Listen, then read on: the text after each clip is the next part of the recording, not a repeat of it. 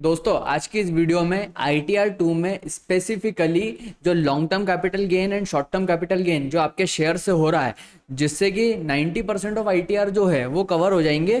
तो आज हम उसी चीज़ को डिस्कस करेंगे कि अगर आपको लॉन्ग टर्म कैपिटल गेन हो रहा है या शॉर्ट टर्म कैपिटल गेन हो रहा है और आपकी बिजनेस की इनकम नहीं है, क्योंकि देखो ITR 2 किसे फाइल करना है, जिनकी की profit and gains from business and profession, अगर ये वाली इनकम नहीं है तो ना ITR 2 फाइल करना है।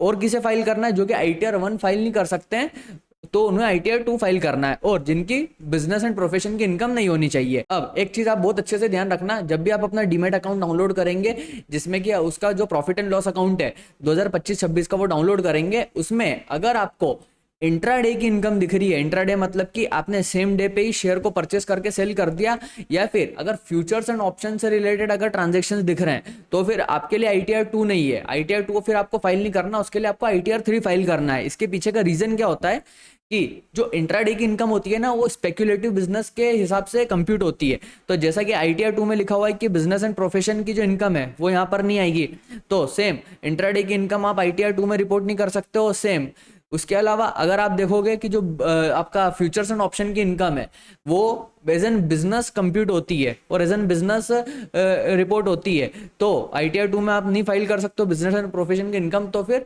फ्यूचर्स एंड ऑप्शन भी आपको फाइल नहीं करना है।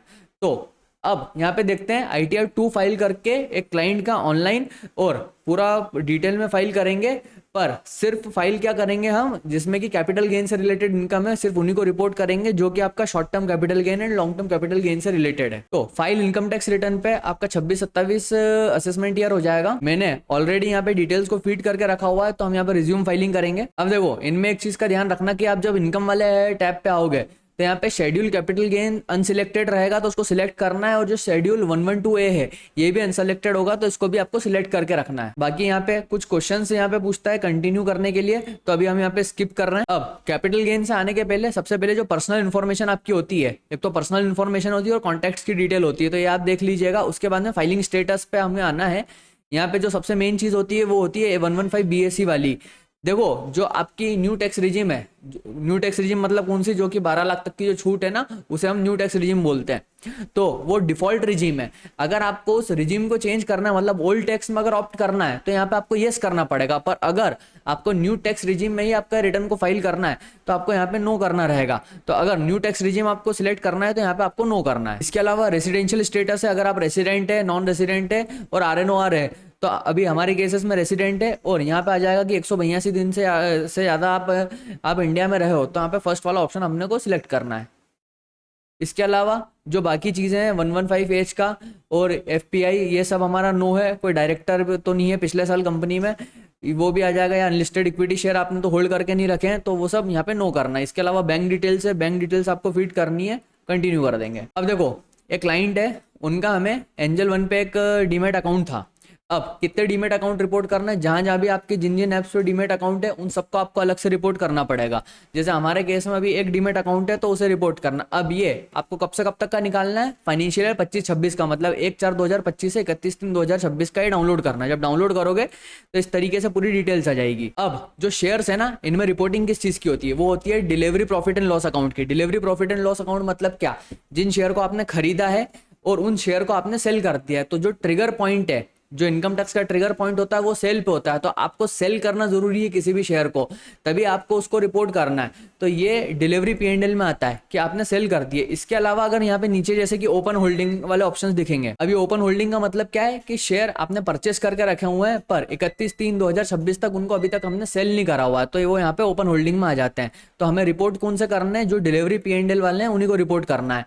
अब रिपोर्टिंग भी अलग अलग तरह से होगी, जैसे कि एंजल का जो आपका प्रॉफिट एंड लॉस अकाउंट है, यहाँ पे इन्होंने दे करके रखा हुआ है कि ये यहाँ पे शॉर्ट टर्म कैपिटल गेन या लॉस से रिलेटेड डिटेल्स है, और यहाँ पे ये लॉन्ग टर्म टैक्सेबल इनकम इससे रिलेटेड डिटेल है। तो शॉर्ट टर्म की अलग रिपोर्ट होगी और जैसे लॉन्ग टर्म है उसकी अलग रिपोर्ट होगी। तो वो देख लेते कैसे होगी। सबसे पहले शेड्यूल कैपिटल गेन पे आ जाना। अब यहाँ पे दिख रहा है आपको short term capital gain, long term capital gain. तो शॉर्ट टर्म कैपिटल गेन पे हमें सिलेक्ट करना है। अब यहाँ पे भी बहुत सारे ऑप्शन देगा कि भैया जो शॉर्ट टर्म कैपिटल गेन है वो लैंड एंड बिल्डिंग का जो सेल किया उससे रिलेटेड है, या फिर इक्विटी शेयर्स या म्यूचुअल फंड से रिलेटेड है तो हमारा है equity share and mutual fund से रिलेटेड, तो इस ऑप्शन को सिलेक्ट करना है। अब यहाँ पे सेक्शन की बात करेगा तो जो शॉर्ट टर्म कैपिटल गेन की जो टैक्सेबिलिटी का सेक्शन है वो होता है 11111A, मतलब 111A वाला, तो वो यहाँ पे सिलेक्ट हो जाएगा। अब यहाँ पे आ जाएगा फुल वैल्यू ऑफ कंसिडरेशन, मतलब कि सेल्स वैल्यू। तो देखो ये ऊपर के जितने शेयर थे वो शॉर्ट टर्म कैपिटल गेन से रिलेटेड थे, तो इनकी जो टोटल सेल हो रही है वो हो रही है 54, 52, 34, तो 54, 52, 34 आ गया।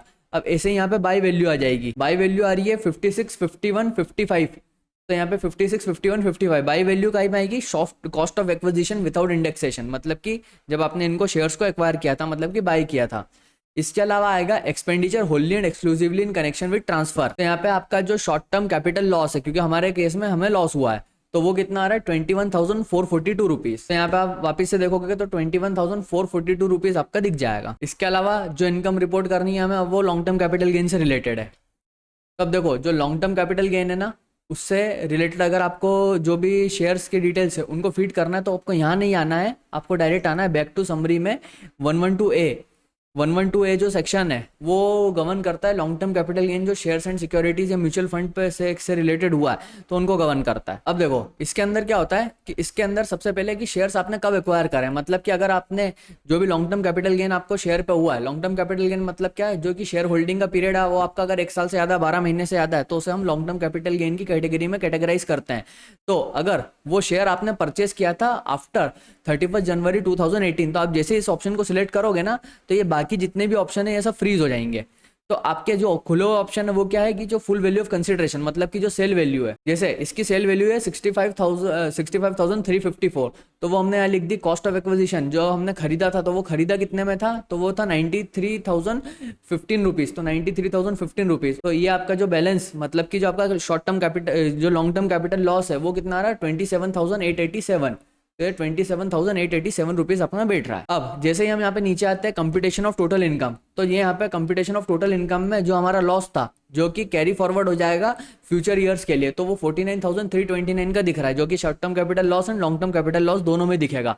और इसके अलावा जो शेड्यूल CFL है अगर आप उसको भी ओपन करके देखोगे ना तो यहाँ पे ये नीचे आ जाएगा जो short term capital loss and long term capital loss है 21,442 और 27,887, तो ये दोनों यहाँ पे दिख जाएंगे। और ये जो डिटेल्स हमने वहाँ पे फीड करी थी तो ये सब फिगर ऑटो पॉपुलेट रहेंगे। तो दोस्तों ये थी कैपिटल गेन से रिलेटेड रिपोर्टिंग, जिसमें कि कवर हुआ है short term capital gain and long term capital gain. और इसमें किस चीज को कवर नहीं करा है, पर्टिकुलरली ITR 2 में अगर कोई स्पेक्युलेटिव इनकम है आपकी, मतलब इंट्राडे से रिलेटेड, जो कि आपने सेम डे पे शेयर सेल एंड परचेस करे हैं उससे related, and futures and option से रिलेटेड, अगर ये दोनों इनकम आपके टैक्स P&L में दिख रही है तो ITR 2 हमें फाइल नहीं करना, फिर उस केस में हमें फाइल करना ITR 3। अब अगर आपको ITR 2 और डिटेल में समझना है, जिसमें कि मैं हर एक पर्टिकुलर हेड को ओपन करके एक एक चीज को समझाऊं, तो आप नीचे कमेंट सेक्शन में लिख दीजिएगा। इसके अलावा कंसल्टेंसी के लिए मेरा नीचे व्हाट्सएप नंबर दिख रहा है, आप मुझे डायरेक्टली व्हाट्सएप के थ्रू रीच कर सकते हो। बाकी वीडियो में अगर आपको कोई भी क्वेरी हो तो आप कमेंट सेक्शन में लिखिए, बाकी वीडियो को आप लाइक करो, मेरे चैनल को सब्सक्राइब करो। आपका बहुत बहुत धन्यवाद।